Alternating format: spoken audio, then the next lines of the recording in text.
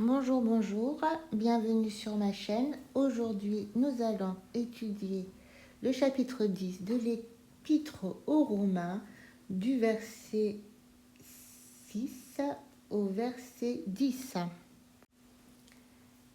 Mais voici comment parle la justice qui vient de la foi.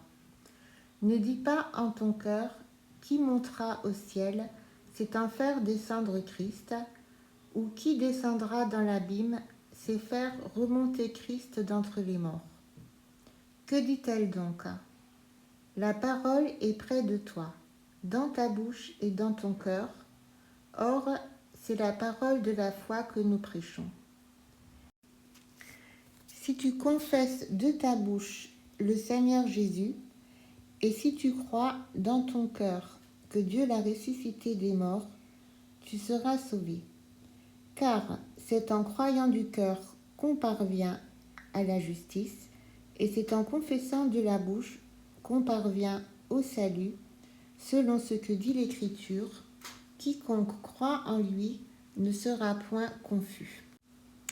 Alors, que veut dire « ne dis pas en ton cœur qui montera au ciel, c'est en faire descendre Christ » ou qui descendra dans l'abîme, c'est faire remonter Christ d'entre les morts. Cela signifie que la religion ne sauve pas. Si nous disons si tu fais ci, si tu fais ça, tu iras au ciel. Si tu ne fais pas ci, tu ne fais pas ça, tu iras en enfer. En fait, nous obligeons Christ à mourir et à ressusciter pour nous. Parce que ce n'est pas en obéissant à la loi des œuvres que l'on peut être sauvé. Donc, comment pouvons-nous être sauvés?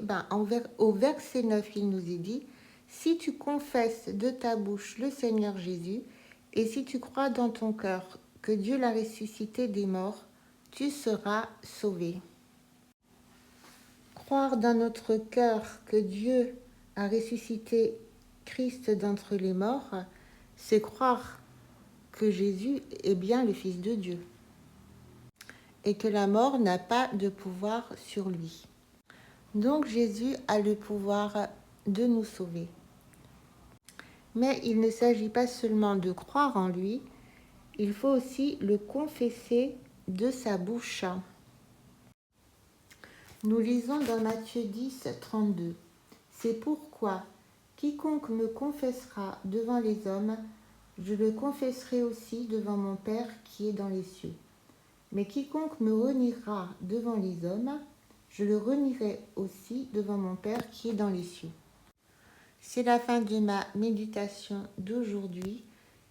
Et les deux points sur lesquels j'ai voulu insister, c'est que nous ne faisons pas des œuvres pour être sauvés, mais c'est parce que nous sommes sauvés, c'est parce que nous sommes en Christ que nous faisons les œuvres. Et la deuxième chose que j'ai voulu souligner, c'est l'importance de la confession de foi, qui doit être publique, qu'on le veuille ou non.